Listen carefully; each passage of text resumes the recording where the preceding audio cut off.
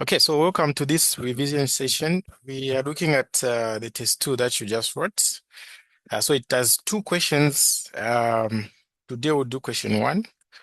Okay, if I explain anything and you do not understand, please feel free to ask. Okay, feel free to ask so that you understand as you are preparing for your final exams. Okay, so we start from question 1 there.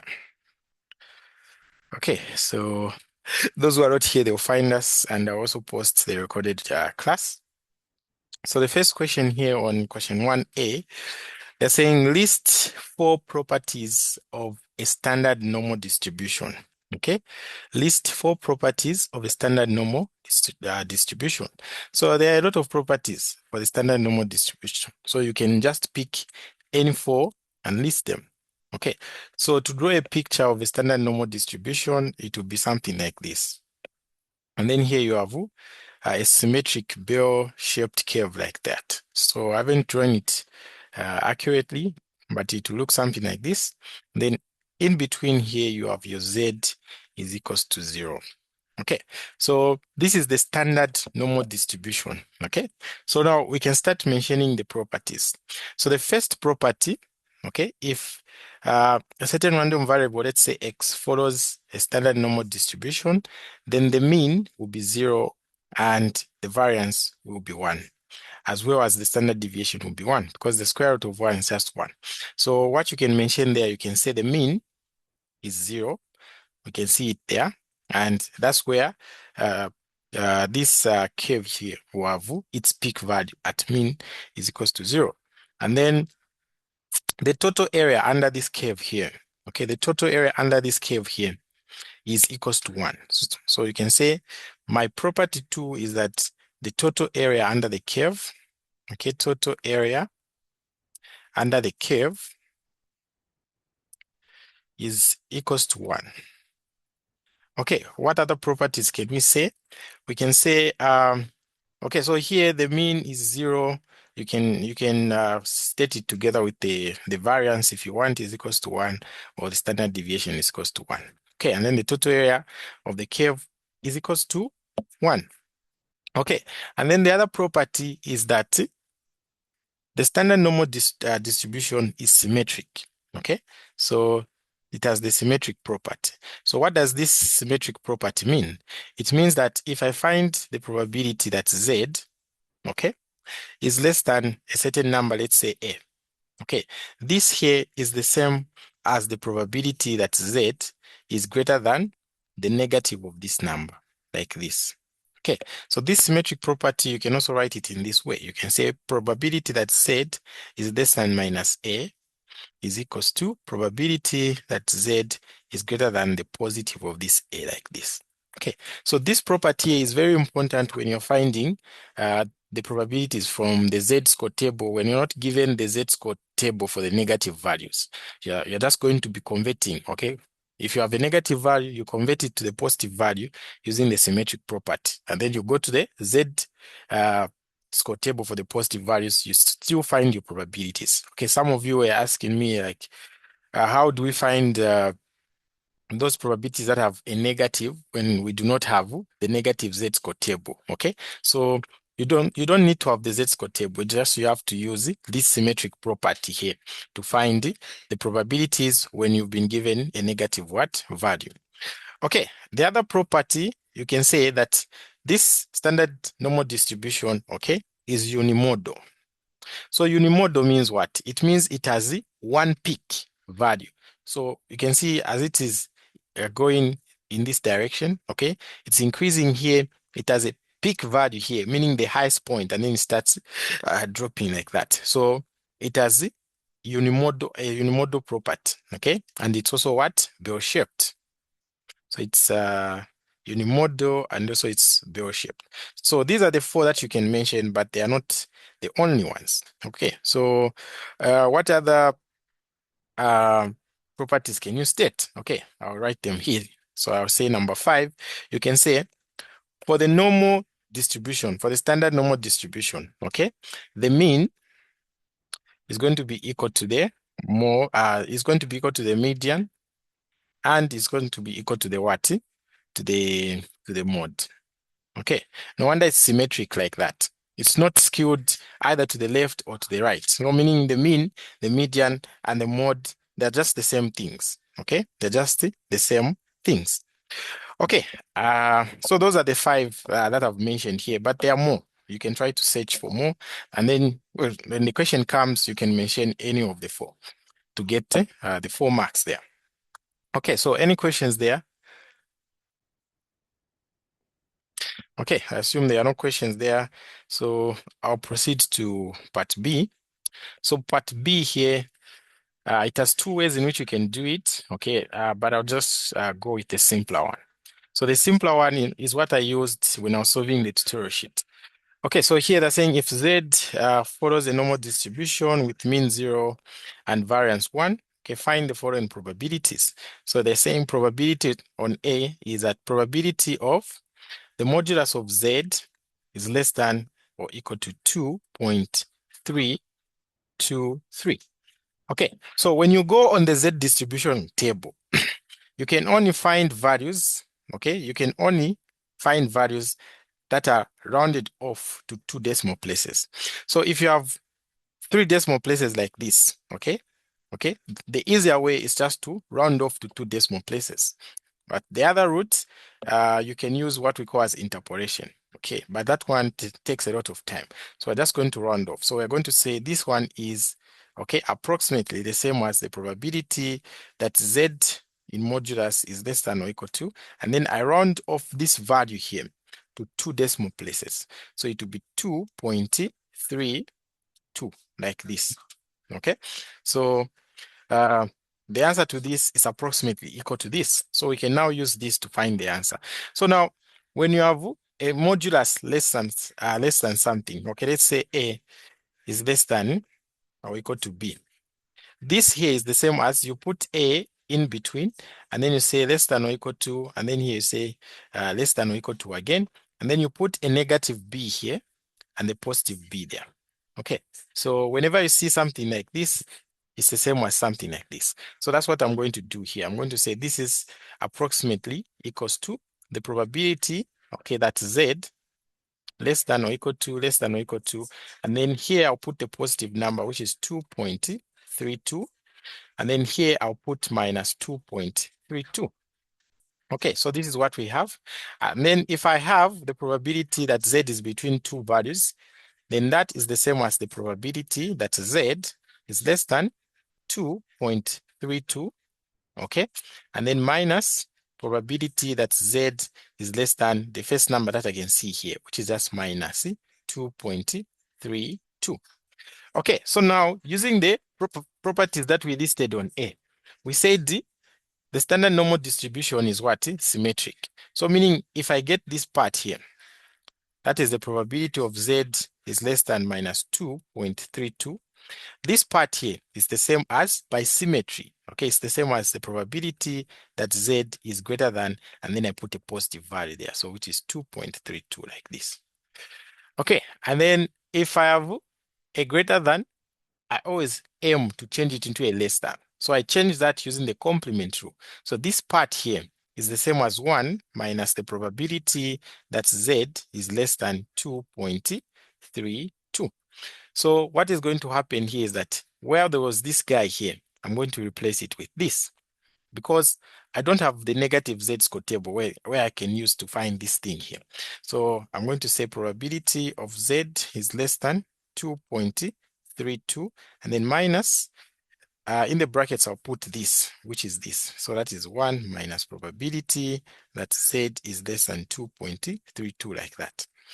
Okay, so what does that mean now? We can multiply by the negative, so it will be probability that Z is less than 2.32, okay, minus 1 plus probability that Z is less than 2.32. So some of you must have mastered it. Like if I have something like this, then it will just end up in, because we see here this and this are the same, so it will end up in 2 probability of Z less than 2.32 and then minus 1. So some of you, I know you've memorized that if you have something like this, then it definitely becomes this. So this is how it turns into this. Okay, if you didn't know, this is how it turns into something like this.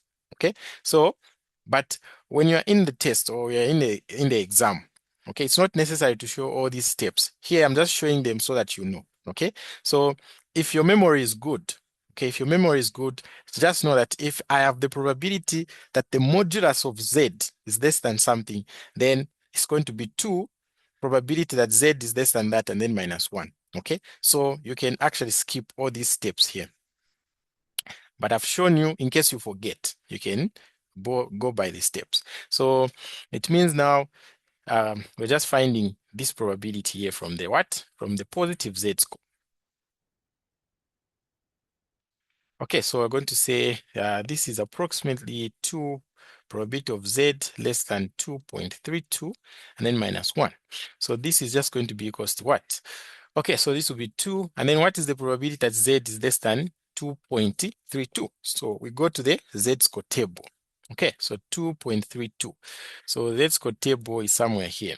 So here I want to find that z is less than, okay, 2.32 like this. So the first 2 digits here are found in the first column. And then this last one is found in the first row here. So 2.3, that's where I'm going. So where's 2.3? So 2.3 is somewhere here. This is 2.3. And then the last number there is 2. So meaning on the first column there, I'm looking for 0.02 like this. Okay, so I can come back here, 0.02 starts here. Okay, where's my pen? So 0.02 is here. So I'm coming down in this column like this. Okay, and then I'm going where? 2.3. So 2.3 is where? 2.3 is here. So I'm going to the right like this. And then here I'm coming down like this. So you see that I'm meeting here. Okay, so that's the probability that we're going to put there. So that is 0.9898. Okay, so I'm going to write here 0.9898 and then minus 1.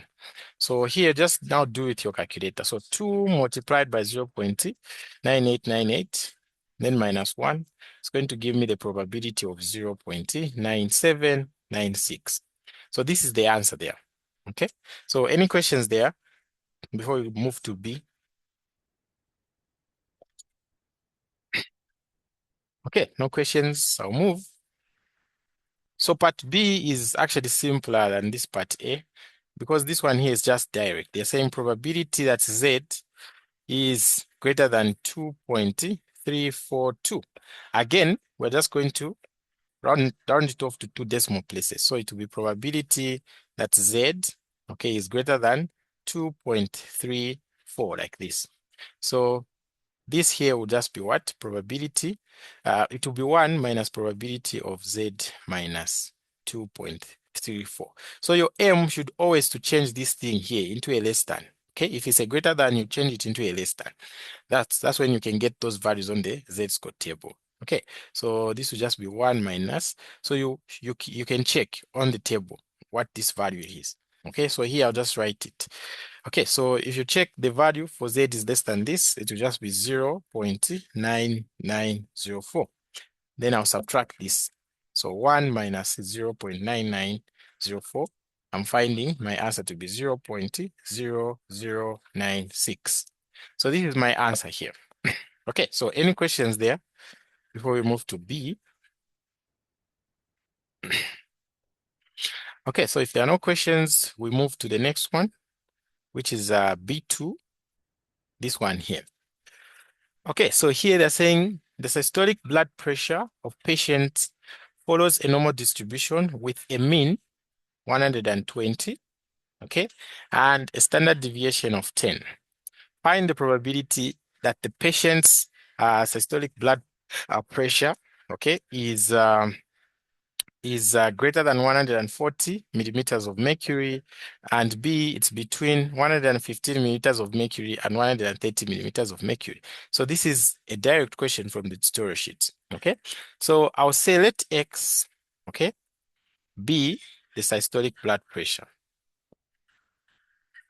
Just write BP. Okay, then this x follows a normal distribution with mean 120, and then the variance will be the square of the standard deviation. So here to be 10 squared like this. Okay, so now I want to find on A the probability that x is greater than 140.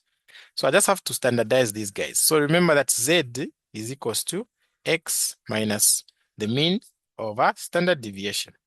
Okay, so when I standardize this x, I'll just get z. So it will be probability that z is greater than, and then the 140, I standardize it. So it will be 140 minus the mean, 120, divided by the standard deviation there, which is 10. Okay, so this will just be probability that z is greater than. Okay, let's punch this onto the calculator. Okay, so 140 minus 120, that is 20, divided by 10, that is 2. So I'll write that 2 as 2.00 like this. So look at this. We have a greater than. Okay, we can't find the probability from the z-score table if you have a greater than. So we have to change it into a less than. So it will be 1 minus probability that z is less than 2.00 like this.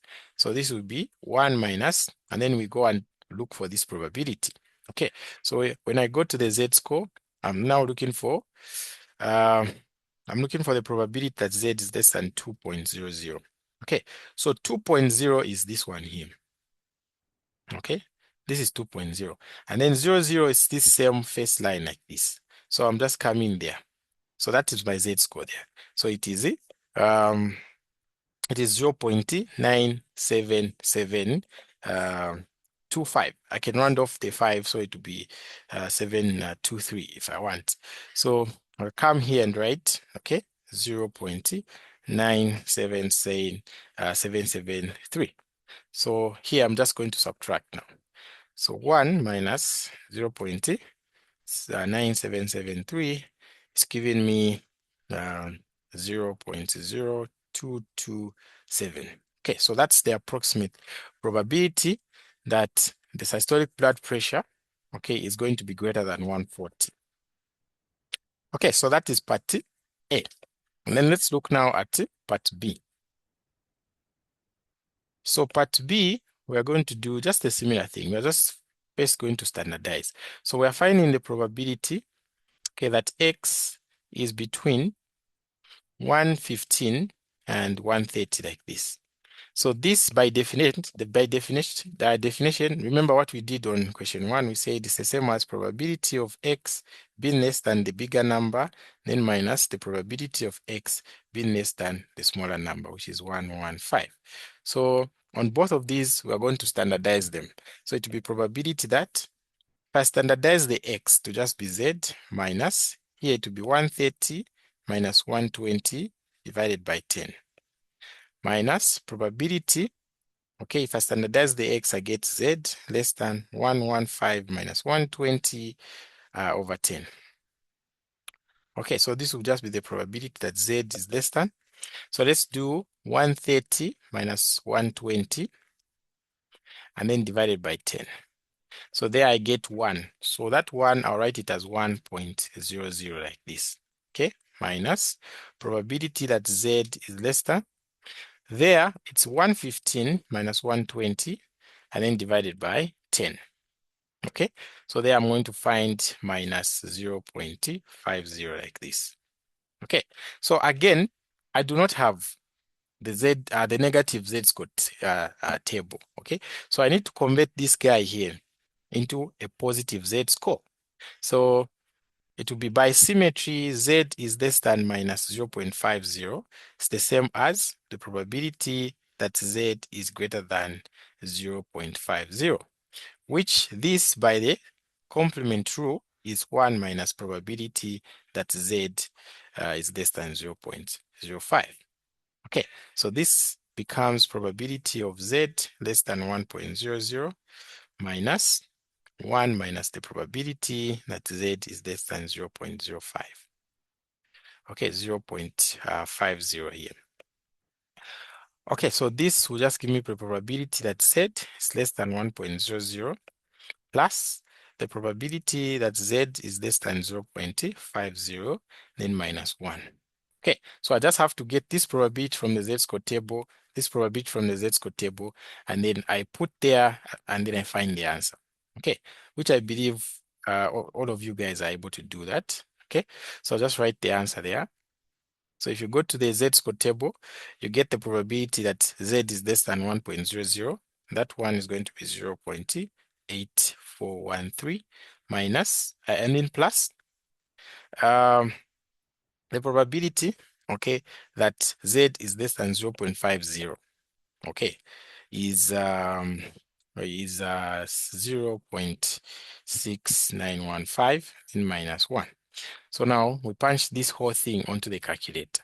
So it will be 0.8413 plus 0.6915, then minus 1.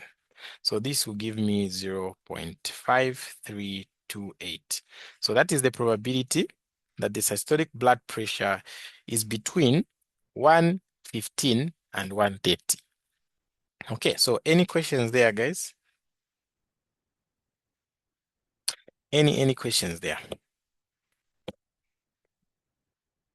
Okay, so if there are no I questions, wanted to ask, why did you square that 10?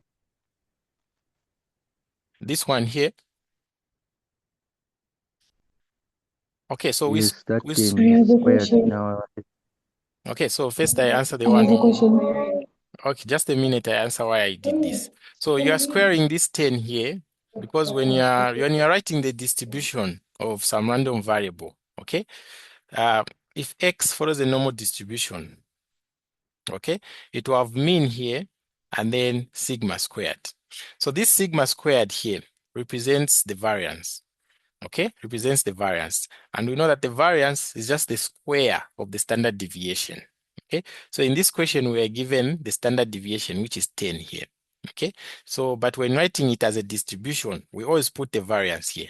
No wonder I said 10 to the power 2 here, meaning this one here is the what? Is the variance. So that's why we squared it. Okay, so the one who asked, that's the reason. You've gotten it? Yes, I have. Okay. Someone else had a question you can ask.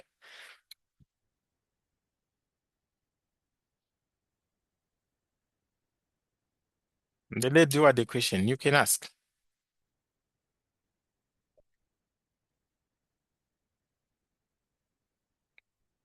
Where has she gone? Uh, the one who had a question, like the lady, you can ask your question.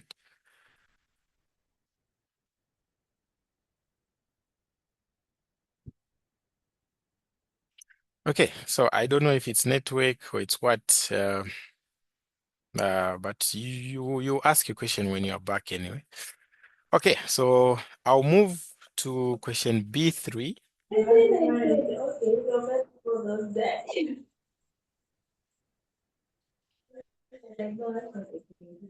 Hello, someone has their mic and mute. You have a question? Oh, okay. So I'll move to part B3. Okay, but if you have a question, you can just unmute yourself and then you can ask. So this is part B3 here and 4. Okay, so let's pay attention to what will be happening on question B3 here. So they're saying the heights of a population follow normal distribution. Given that 10% of the population is below 150 meters and 20% is above 180 meters, okay, is above 120 meters. Find the mean, okay, find the mean and the standard deviation for the heights of this population.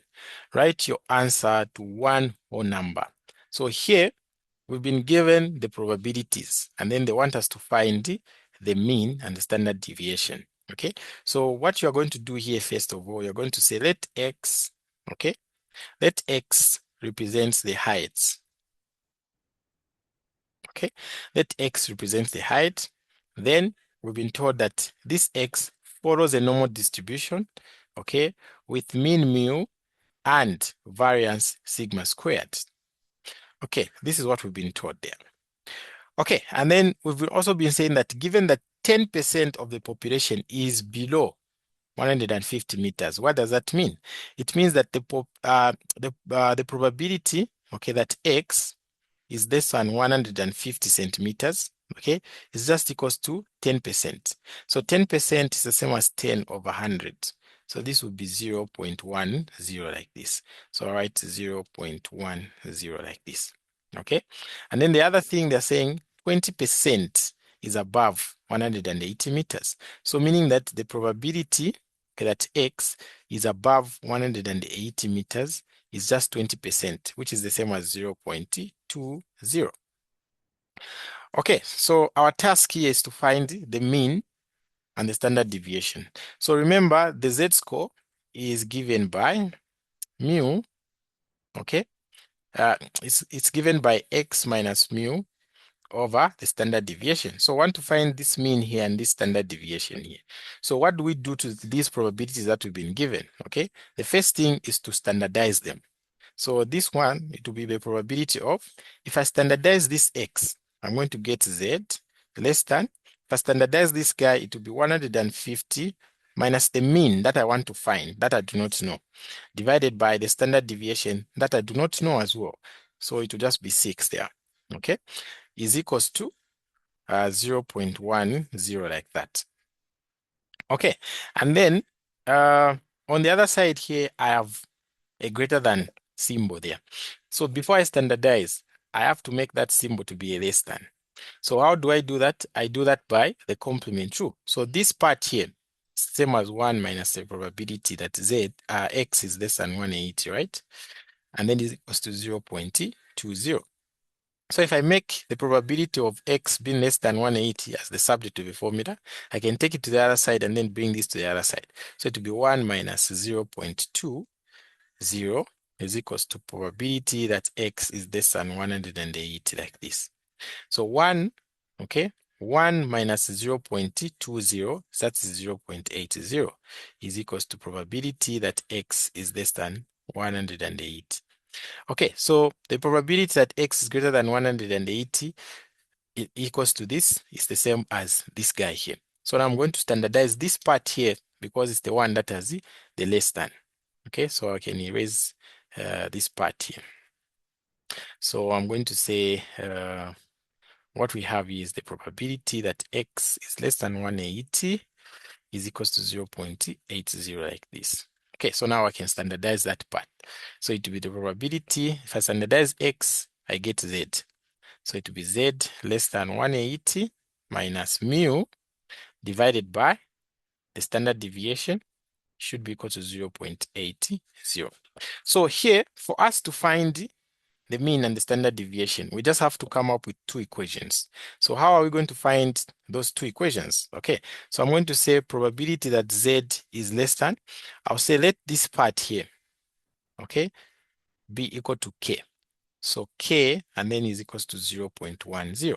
So I just want to find the value of k such that when z is less than that value of k, the probability is 0.10. Okay, so now notice something that will happen here. If you go to your z-score table here, this positive z-score table, okay, if you go to this positive z-score table here, you will notice that you cannot find a probability that is less than 0.5. Okay, the lowest probability here is 0.5. That one here, the first one. Then it is just increasing until it reaches to 0.9 something. But here I have 0.10. I can't find this probability unless I go to the negative z-score table, but you do not have it, okay? You do not have the negative z-score table. So what are you going to do there, okay? What are you going to do? So you are going to find the inverse here because we are just finding the inverse here. So I'm going to say, okay, k, this k here is going to be equals to the inverse, okay, of this guy here. So the inverse of that guy is indicated by a 0 and then you write a slash like that. And then you write 0.10. But this one here, I can't find it on the positive z-score. So what am I going to do? I'm going to say 1 minus whatever is inside here, and then I'll put a negative in front there so that I can find a value that is on the positive z-score table. So I'm going to say this here is the same as k is equals to minus, okay, and then this symbol, and then inside the brackets there it will be 1 minus 0.10 like this. So it will just mean that k is equals to, okay, minus this symbol, and then I have 0.90 there. So in case you are wondering how we are finding this, this is how we find it. And then the 0.9, I can now find it on the positive z-score table. Okay, so I'll go to the positive z-score table and find a value or a probability that is very close to 0.9. Okay, that is very close to 0.9. So when we go here, which value is very close to 0.9? Okay, so this is 0.8, 0.8. So where is the 0.9 something starting? Okay, so they're starting here. So between this value and this value here, which one is very close to 0.9? So we judge.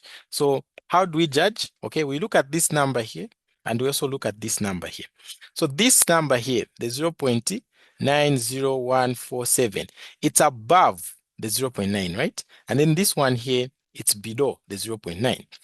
But by how many units is this number below the 0.9? And by how many units is this number above the 0.9? So the one which will have lesser units is the one that is very close to 0.9. So how are we going to find those units? I'm going to say, since this one is below the 0.9, I'll say 0.9 minus 0.89973. So if I find that, I'm finding the units that are below are 0.00027 like this. Okay. And then this number here, it's above the 0.9. So by how many units is it above the 0.9? So since this number is bigger than 0.9, I'll say 0.90147 minus the 0.9. Okay, so those units, I'll find them as 0.00147. So you ask yourself now, between these units and these units, okay, which one is smaller, which one is bigger? Okay, so the one which is smaller, it means that it's the one that is very close to 0.9. Okay, so we see that the first one here, which we obtained from this number, which is less than 0.9, they're the ones that are smaller. So it means this number here is very close to 0.9 than this number here. Okay, so I'll pick this number and then I'll go up like this. And then here I'll go to the left like this. So here I'm finding 1.2. Here I'm finding 0.08. So I'll say 1.2 plus 0.08. So this will give me 1.28. Okay, so I'll go back here and say, the value that gives me this probability approximately will just be k is equals to minus 1.28. So it means that if I replace this k here, if I say z is less than minus 1.28, I'll find the probability that is very close to 0.1. Okay, so that will be the value of k here. And then that value of k, I'll now equate it to this part here to find to form my equation 1. Okay, so let's do that. So there I'm just going to say k, which is minus 1.28. Yeah. Why did I get the yellow? So minus 1.28 is actually equals to whatever I have here. So 150 minus mu over sigma. So I can cross multiply. I'll have 150 minus the mu is equals to minus 1.28 and then sigma. So this one here is going to be our equation what? 1. Okay, and then our equation 2, we're going to obtain it from this part here using the same things that we did. So here, the probability, the 0.8 is there on the positive z-score, okay, because this is greater than 0.5. So I'll say again, p z less than a certain value k. So this whole thing here, I'm saying it's equal to this k, and then it's equal to 0.80. So if you find the inverse of this z-score, it's just going to be k is equals to the inverse, okay, the inverse of 0.80 like this. Okay, so let's find the probability that is very close to 0.8. And then once I find it, I can get the z-score values from there. So I'll go again to this positive z-score table. So I'm looking for a value that is very close, okay, to 0.8. So we'll do the same thing. So 0.80. That's the value that we are looking for. Okay, so what am I going to do? So I'll look for it. So this is 0.7999. So where is it? Very close to 0.8. Okay, so 0.8, 0.8. So the 0.77, 0.7995, and then I have this one now, the 0.80234. So between this one and this one, which one is very close to the 0.8? So we do the same thing that we did. So this one is below 0.8. So I'm going to say 0.8 minus this to find how many units it is below. And then this one is above. So I'll say this number minus 0.8 to find how many units are above. Okay, and then the smaller number is the one that is going to be very close to the 0.8. So I'm going to say 0.8 minus, okay, 0.79955. So I'll find these units here, 0.00045. Okay, so if the meeting cuts, just rejoin using the same link. And then the other one, it will be 0.80234 minus 0.8. So that one will give me 0.00234. So which one is smaller between this one and this one? Okay, so the one which is smaller is this one. So it means I'll pick this guy here to be very close to 0.8. So I'll go above and I'll go to the left. Here I'll get 0.8, here I'll get 0.04. So I'll add those two numbers. So it will be 0.8 plus 0.04, which will just give me 0.84. Okay, so that is the value there that we're going to record. Okay, so we can go back here and put it here. So it means that K will be equals to 0.84. So meaning that this 180 minus mu over sigma is just equals to 0.84. So that's where we're going to get our second equation. Okay, so I'll erase this part and then I'll say 0.84 is equals to 180 minus mu over sigma, like that. And then I can say cross multiply, I get 180 minus mu is equals to 0.84 sigma, like that. So this here is going to be our equation 2. Okay, and then from those two equations, we can now find the value, okay, of the mean and the standard deviation. Okay, so I have two equations now to solve. So this one and this one. So I can make this mu the subject of a formula here. So it will just be 150 plus 1.28 sigma is equals to mu. And then from here, it is 180 minus the mu is equals to 0.84 sigma. So it will be 180 minus, where there's mu, I put this now. So 150 plus 1.28 sigma, and then is equals to 0.8 sigma, like this. So this will just be 180 minus 150 minus 1.28 sigma is equals to 0.84 sigma. Like terms together. 180 minus 50, it's 30, is equals to 0.84 sigma plus 1.28 sigma, like this. Okay, so what are we going to get? So 0.84 plus 1.28, I get 30 is equals to 2.12 sigma. So I divide by 2.12, divide by 2.12. So it means my sigma will just going to be equals to what? Okay, my sigma is going to be equals to 30 divided by 2.12. That gives me 14 gives me 14.1. 14.150943. So approximately this will just be 14.15 like this. Okay, so now that we have our sigma, we can find our mu using this equation. So our mu will be equals to 150 plus 1.28 and then multiplied by 4.15. So mu will be equals to 150 plus 1.28 multiplied by 14.15.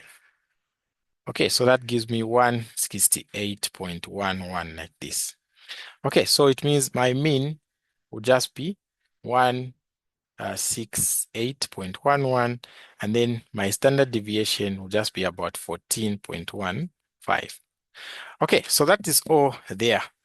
Okay, that's how we find the mean and the standard deviation. So any questions there?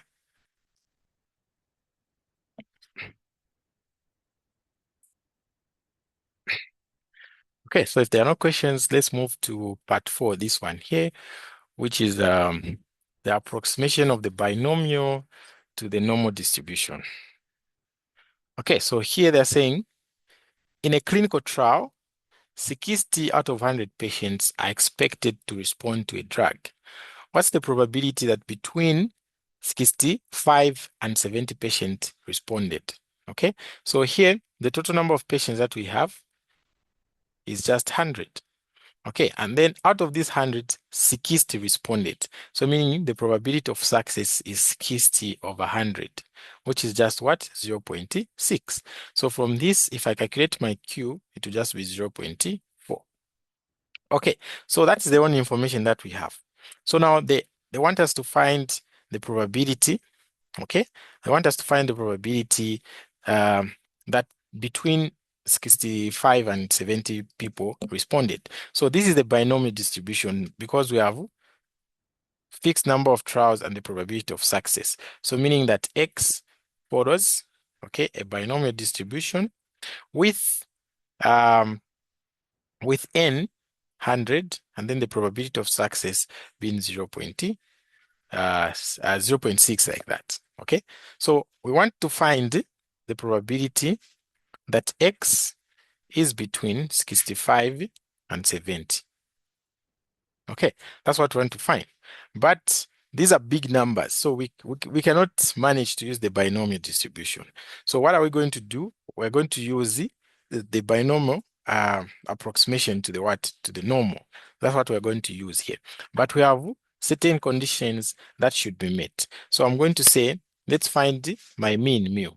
So under the binomial, the mean is just P multiplied by what? Multiplied by N. Okay, I should write NP here. So this will be 100 multiplied by 0.6.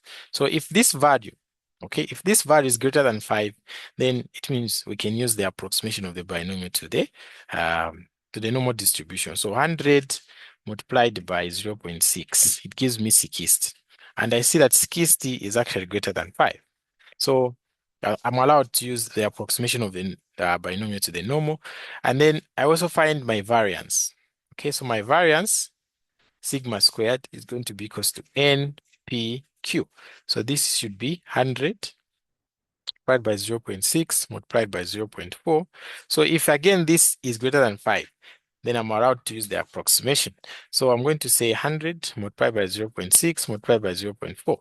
So what value am I finding there? Okay, for my variance. Okay, so my variance, I'm finding it as 24. If I multiply this, multiply by this, multiply by this, I find it's 24. And again, I see that this is greater than 5. Okay, so we can use the normal approximation. But we have to take note of what we call as the continuity correction. So the binomial distribution is a discrete distribution. And then the normal that we want to approximate it by is a continuous distribution. Okay, so we have to take note of what we call as the continuity correction. Okay, so this probability here is going to be equals to, so 65 less than X and then less than 70, right? So since these conditions are met, we can use the normal approximation. So meaning that X follows a normal distribution with mean 60, and then the standard deviation is what? I mean the variance is 24. So for me to find the standard deviation, I'm just going to take the square root of 24. Okay, so it means x follows the normal distribution with these things now. So I have first to apply the continuity correction here. So the continuity correction says to the lower limit, I subtract 0.5. Okay, so I'm going to say 65 subtracted by 0.5, I'm going to get 64.5, and then x, and then to the 70, which is the upper limit, I add 0.5. So this would be 70.5 like this. And then we know that this is just the same as the probability that x is less than 70.5 minus the probability that x is less than 64.5 like this. Okay, and then now we just have to standardize here. So if I standardize the x, I get z less than, here to be 70.5 minus 60 divided by the standard deviation, which is the root of what? 24. Minus the probability, I standardize the x, it is z less than 64.5 minus 60 divided by the root of 24. Okay, so that is what I have. I can continue solving. So I can erase this all other things now. So there, the probability will just going to be equals to probability that z is less than. So here, I do on my calculator 70.5 minus 60, okay, divided by the root of 24. Then I round off to 2 decimal places. So I'm going to get 2.14 there, minus probability z less than. I also do 64.5 minus 60 divided by the root of 24. So there I get 0.92 to 2 decimal places. Okay, and then from here, this is just simple because I know you can actually get this value from the z-score table. Okay, so you should check out the values for this. Okay, here I'm just going to write them. So this is 0.9838 minus 0.8212.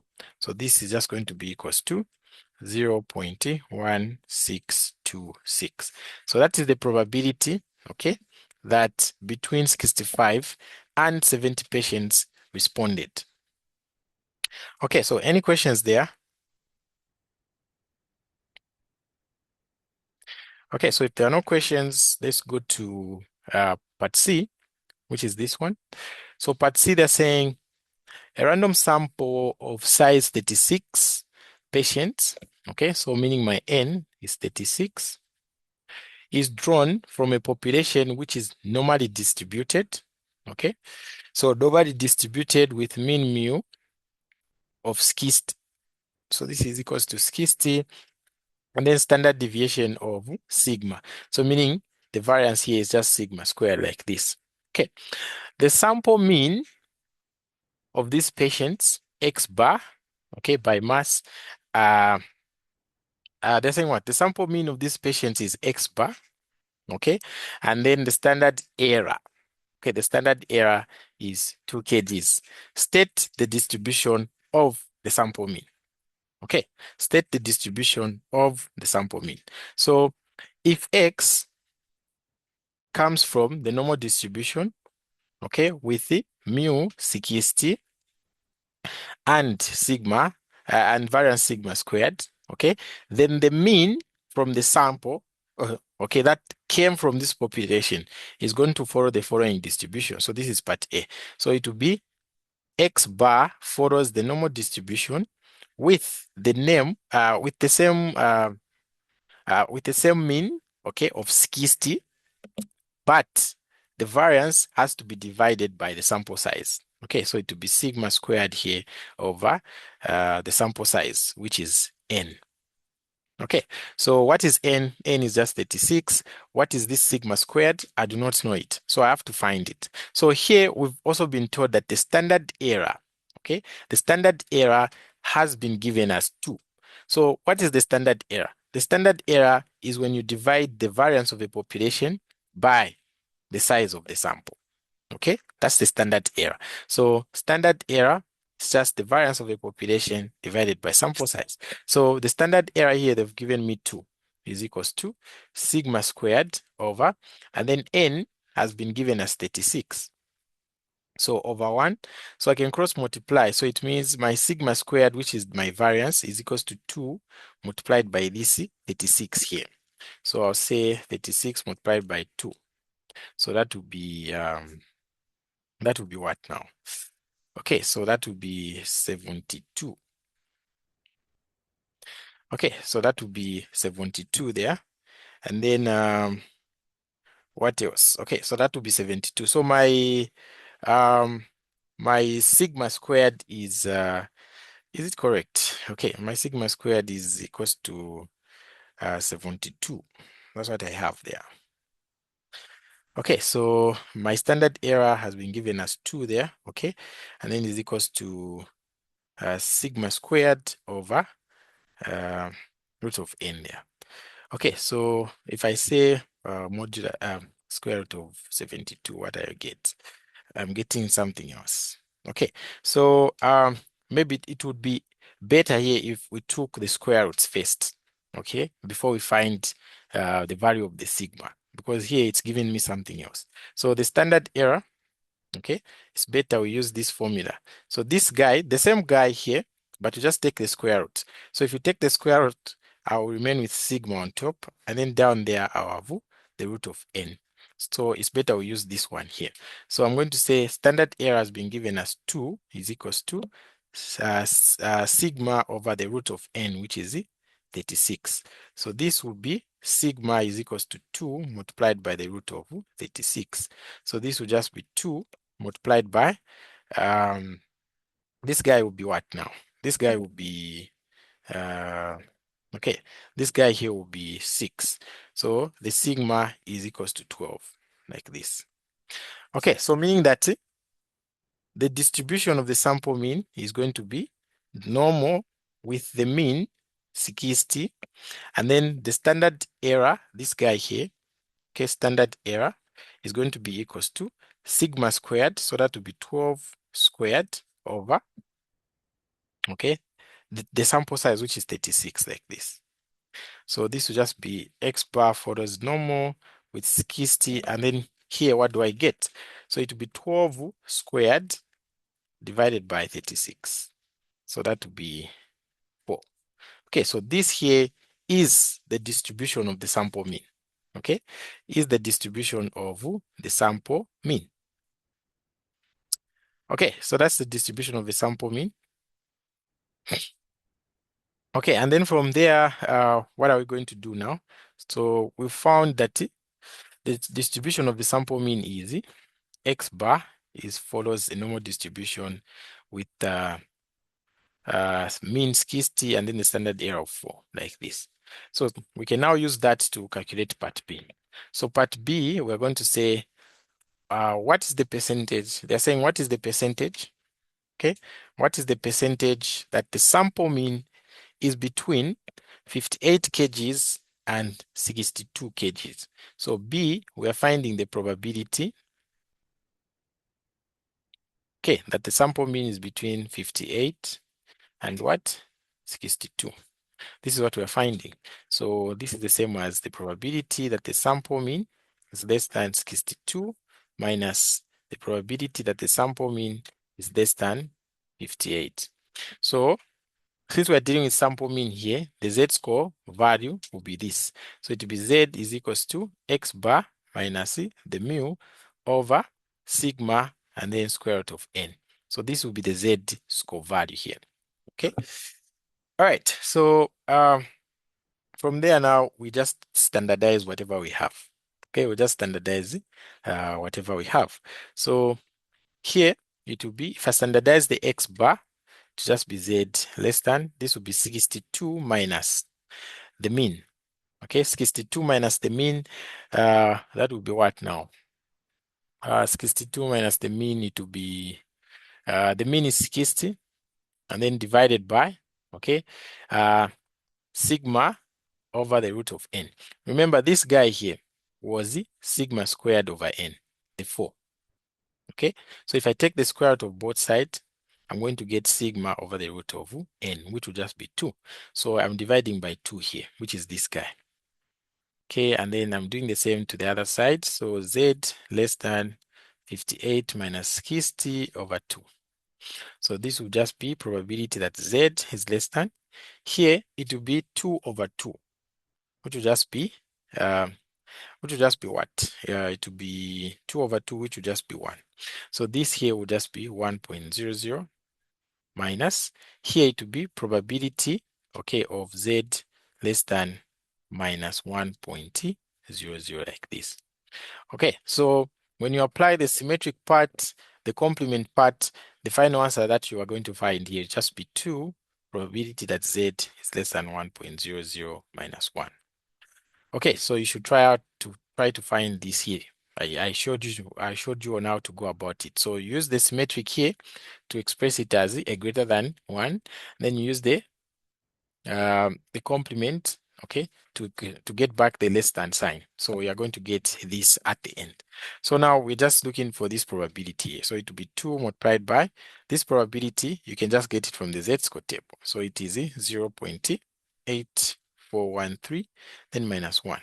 So when I punch all this onto the calculator, I'm finding 0.6826. So this is the probability, but here they said what percentage. So this probability, I'm just going to multiply it by 100 to get the percentage. So if I multiply this by 100, I'm going to get 68.26%. Okay, so that's the percentage that the sample mean is between 58 kgs and 62 kgs. So any questions there, guys?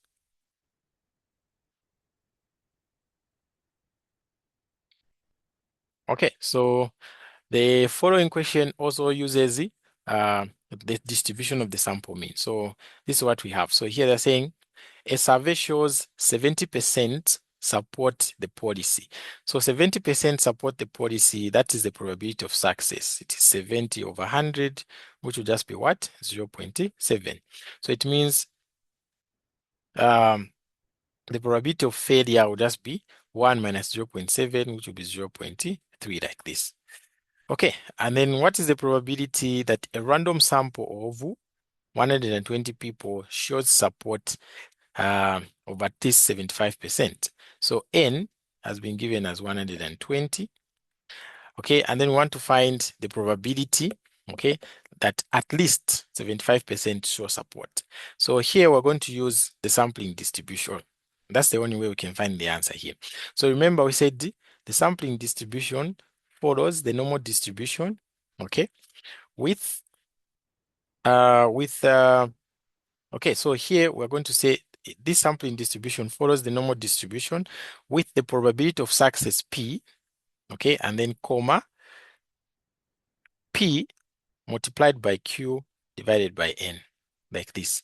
So it's such a scenario that that's what the sampling mean is going to follow. Okay, so P, we have it there. Q, we have it here. N, we have it there. Okay, so it means my sampling distribution is just going to be equals to, the P is 0.7, and then comma, P is 0.7 multiplied by 0.3 divided by 120. So X is just going to follow the normal distribution with 0.7. Then what is this? So 0.7 multiplied by 0.3 divided by 120. So that gives me 0.00175. And remember, this guy here is the variance, okay? So meaning to find the sigma, okay, which is the standard deviation, I have to take the root of this variance, like this. Okay, so now we are finding what? Okay, we are finding the probability that this X bar is at least 75%. So meaning greater than or equals to 75%, which is just 0.75 like this. Okay, so I'm just going to standardize this. If I standardize this, it's going to be Z greater than or equal to, this will be 0.75 minus the mean, 0.7, divided by the standard deviation, which is the root of 0.00175. Okay, so this will just be the probability that Z is greater than or equal to. If I punch this on my calculator, what do I get? Okay, so I'm getting to two decimal places, I'm getting 1.20 like this. And since I have a greater than there, I have to change into a less than. So this will be equals to 1 minus probability that Z is less than 1.20 like this. So this will just be 1 minus. So the probability that Z is less than this is what? Okay, you just go to the Z distribution table. You are going to find 0.8849. And then I subtract this, I get 0.1151. Okay, so this here will be the probability. Okay, if you want, you can multiply it by 100 to get the percentage. It's okay. So the probability that a random sample, okay, of 120 people shows support at least 75% is actually 0.1151. Okay, so this was the second last question on question one. We move to the last question on question one. So we're going to end here today. Okay, so this here is a very simple question. Okay, so they're saying here, um, a random variable X denotes the amount of cholesterol levels of a patient, which is normally distributed with a mean 1,100 and the standard deviation 100. Given that, okay, probability X is less than A is equals to 0.8849, and the probability that X is greater than B is equals to 0.0287. Find the probability that X is between A and B. Okay, so here, uh, if you want, you can you can take the long route where you have to find the values of A and B, and then you find the probability. Okay, but if you want, you cannot find the values of A and B. You can just straight away find the probability. So remember, this was the same as the probability of X being less than B minus the probability of X being less than A. So the probability of X being less than A has already been given here, but the probability of X being less than B has not been given. We have just been given the probability of X being greater than or equal to B. So from this guy here, we can actually get this. So remember, by the complement rule, it's the same as 1 minus probability that X is less than or equal to B. Okay, it's the same. So meaning that if I make this guy the substitute of a formula, I can take it to the other side and bring this to the other side. So it will be probability that X is less than B is going to be equals to 1 minus the probability that X is greater than or equal to what? B.